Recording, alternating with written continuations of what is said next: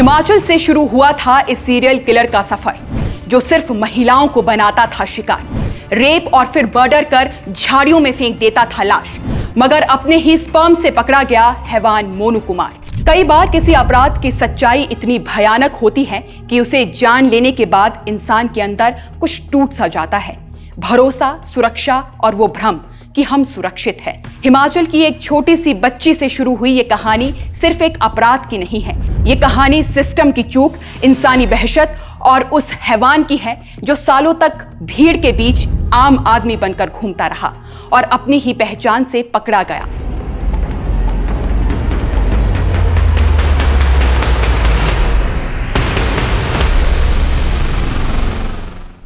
साल था 2008।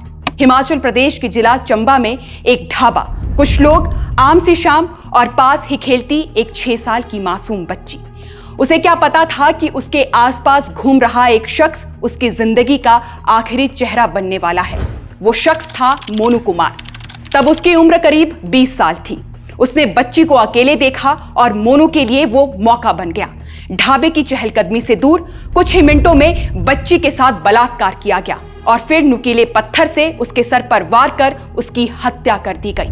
जब शव मिला, पूरा चंबा सन्न था। हिमाचल पुलिस ने कार्रवाई की, मोनू को गिरफ्तार किया गया, जेल गया, लेकिन सबूत कमजोर थे। डीएनए तकनीक उस स्तर पर तब नहीं थी जैसे आज है। कोई पुख्ता सबूत नहीं और अदालत से वो बरी हो गया। ये वही पल था जब एक अपराधी के अंदर उसका सबसे खतरनाक आत्मविश्वास जन्म लेता है। उसे यकीन हो गया, मुझे कोई नहीं पकड़ सकता। जेल से बाहर निकलते ही मोनू ने हिमाचल छोड़ दिया। पहले इधर उधर भटका, फिर पहुंचा चंडीगढ़। 30 जुलाई 2010, जगह चंडीगढ़। 21 साल की एमबीए की छात्रा नेहा अहलावत शाम करीब 6 बजे स्कूटर लेकर अंग्रेजी बोलने की क्लास के लिए निकली थी। बारिश का मौसम था, अंधेरा जल्दी फैल रहा था। वो घर नहीं लौटी। रात में उसकी स्कूटी टैक्सी स्टैंड के पास मिली। उस पर खून के छींटे थे। पास की झाड़ी में उसका अर्धनग्न शव पड़ा हुआ था। उसका गला दबाया गया था, शरीर पर चोटों के निशान थे और कपड़ों पर मौजूद डीएनए ये बता चुका था कि उसके साथ दुष्कर्म हुआ है। चंडीगढ़ पुलिस के पास उस दिन सिर्फ एक ही सबूत था, कातिल का डीएनए। ना सीसीटीवी, ना फिंगरप्रिंट्स, ना कोई सही सलामत गवाह। केस चलता रहा, साल गुजरते रहे, पर कातिल का चेहरा नहीं मिला। आखिरकार 2020 में ये केस भी अनसुलझा मानकर बंद कर दिया गया। लेकिन जो बंद होता दिखता है वो हमेशा खत्म नहीं होता। 12 जनवरी 2022, चंडीगढ़ का मलोया जंगल। सुबह झाड़ियों में एक महिला की लाश मिली। शरीर की हालत लगभग वैसी ही थी जैसे 2010 में थी। गला घोंटा गया था, शव को झाड़ियों में फेंका गया था और दुष्कर्म के भी संकेत थे। पुलिस को फिर वही सवाल परेशान करने लगा, आखिर ये वही आदमी है? क्या वो लौट आया है? इस बार पुलिस ने पुराने सभी केस खोल दिए। डीएनए मिलाया गया और वो पल आ गया जिसने 12 साल पुराने घाव को फिर हरा कर दिया। 2010 और 2022 दोनों मामलों का डीएनए एक ही आदमी का था। अब तलाश सिर्फ एक आदमी की नहीं, बल्कि एक सीरियल किलर की थी। तलाशी शुरू हुई, 800 से ज्यादा लोगों से पूछताछ, 100 से ज्यादा DNA test, door to door search, medical profile तैयार की गई। उम्र 18 से 40, हाइट 5'6" से 5'10". लेकिन एक बड़ी समस्या सामने थी। उस आदमी के पास ना आधार, ना मोबाइल, ना बैंक अकाउंट और ना ही कोई डिजिटल पहचान। वो सिस्टम से गायब आदमी था। इसके बाद फरवरी 2024, चंडीगढ़ के सेक्टर 54 में 65 साल की बुजुर्ग महिला के साथ दुष्कर्म की कोशिश की गई। लेकिन इस बार कातिल से एक गलती हो गई। महिला के कपड़ों पर मिला सीमन। डीएनए जांच करवाई गई। पहले उसे 2010 की छात्रा के केस से मिलाया गया, फिर 2022 की महिला से। तीनों का डीएनए एक ही था। इसलिए अब सवाल सिर्फ ये था, वो आदमी कौन है? 6 मई 2024, पुलिस को खबर मिली कि डड्डू माजरा की पुरानी बस्ती में एक टैक्सी ड्राइवर जो महीनों से बिहार में था, वो चंडीगढ़ लौट आया है। नाम मोनू कुमार। उसे पकड़ा गया।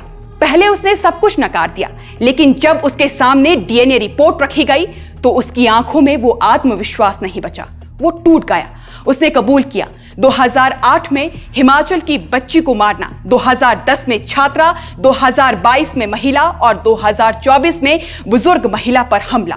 तभी पुरानी तस्वीरें सामने आई। 4 पीड़ित, 4 जिंदगियां, एक ही पैटर्न। मोनू अकेली महिलाओं पर नजर रखता था, पीछा करता, बरसात और सुल्तान इलाकों का इंतजार करता, पीछे से हमला करता, गला घोंटता, रेप करता और झाड़ियों में लाश को फेंक देता। वो मोबाइल नहीं रखता था, पहचान नहीं बनवाता था। वो जानता था कि सिस्टम कैसे काम करता है, लेकिन जिस चीज को उसने कभी खतरा माना ही नहीं, वही उसकी सजा बन गई। उसका अपना डीएनए। फास्ट ट्रैक कोर्ट में सुनवाई हुई। चंडीगढ़ की एमबीए छात्रा के रेप और मर्डर के मामले में सोनू कुमार को उम्र कैद की सजा सुनाई गई। 50-50 हजार रुपए का जुर्माना अलग अलग धाराओं में लगाया गया और बाकी मामलों की सुनवाई अब भी अदालतों में जारी है। मगर पीड़ित परिवार का साफ कहना है कि इस क्राइम के लिए उसे फांसी की सजा मिलनी चाहिए थी। ऐसे राक्षसी सोच वाले इंसान का समाज में कोई स्थान नहीं। कोर्ट ने माना कि अपराध बर्बर है, अपराध समाज को हिलाता है, लेकिन रेयरेस्ट ऑफ रेयर श्रेणी में नहीं आता, इसलिए फांसी की सजा नहीं सुनाई गई है। एक अकेला आदमी, 4 औरतों की जिंदगी, एक बच्ची की मासूमियत, एक परिवार की बेटी, एक घर की मां, इन सब की आखिरी सांस तक छीन लेता है। 14 साल तक वो आजाद घूमता रहा। हिमाचल, चंडीगढ़, बिहार, हर जगह उसे शिकार दिखता था। मगर अदालत का कहना है ये केस रेयरेस्ट ऑफ रेयर श्रेणी में नहीं आता। खैर, ये कहानी सिर्फ एक कातिल की नहीं, ये पुलिस की सबसे लंबी लड़ाई है, डीएनए विज्ञान की जीत है और इस बात का सबूत भी कि अपराध कितने भी पुराने क्यों ना हो, कातिल एक ना एक दिन पकड़ा ही जाता है। आपका इस पर क्या कहना है, हमें कमेंट सेक्शन पे जरूर बताइएगा। अभी फिलहाल के लिए बस इतना ही। नमस्कार।